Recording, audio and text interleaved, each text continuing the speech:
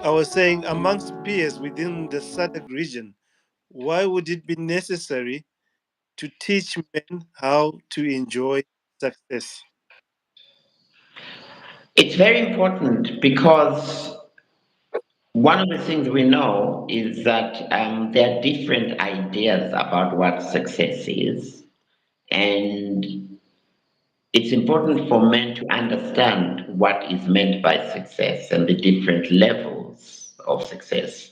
So, a person would not be able to enjoy success unless they have understanding of that. But also, I mean, success is part of the reward system, as it were, for efforts that one has put in. But it's also, life is to be enjoyed, and one should recognize that it's not just about continuously doing, or working. It's also about being a certain kind of person. And success is really about contentment, inner contentment. And when you have that inner contentment, you're in a better position to be able to enjoy, the fruits. And at the end of the day, we all want to be optimal. So if you are successful and you enjoy success, then you're able to do these things that are meaningful to you.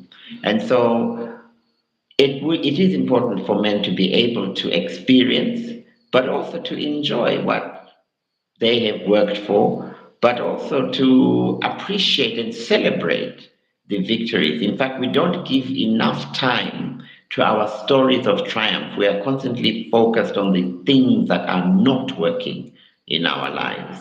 And so when we enjoy, that good feeling is an important part of our mental well-being, that sense of inner contentment and satisfaction. It's always very inspiring to meet with other people, because we recognize this common journey, this common humanity. And so when people come together at a conference like this, sharing ideas, having fun, and being in a space where you can be open, you can be vulnerable, where you can just listen and be inspired as well.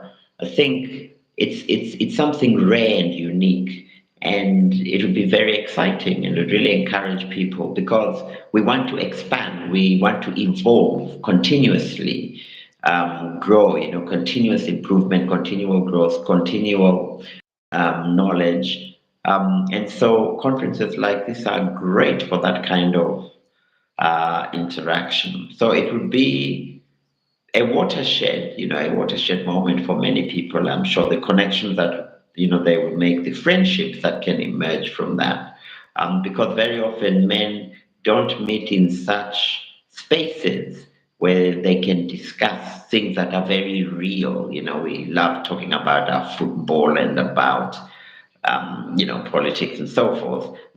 And that's good. That's important. There's room for that. But I think there also needs to be time to talk about oneself, but also to be inspired by others about how we can ensure that in the areas of finance, in the areas of health, in all our life areas, we're the best that we can be. And I think the conference will provide such an opportunity.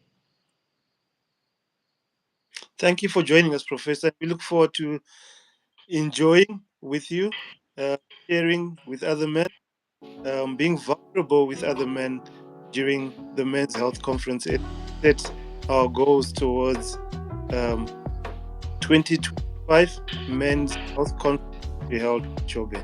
Thank you for your Thank you very much. Professor, you took the hard route of being the first Malawian to practice psychology. What interested you and gave you the impetus to get up and study psychology?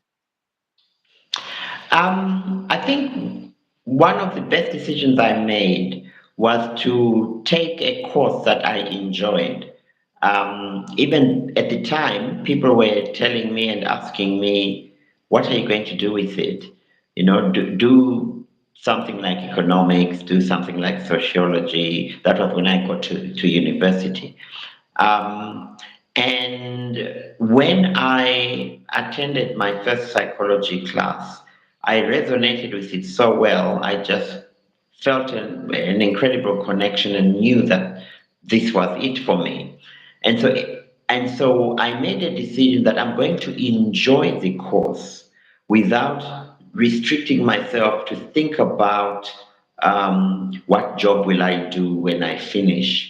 And what attracted me to it was the fact that it was I noticed there was such a gap, that the sense of awareness about our emotions, about our thinking, about finding ways to help people through their issues and problems, we hardly give attention to it.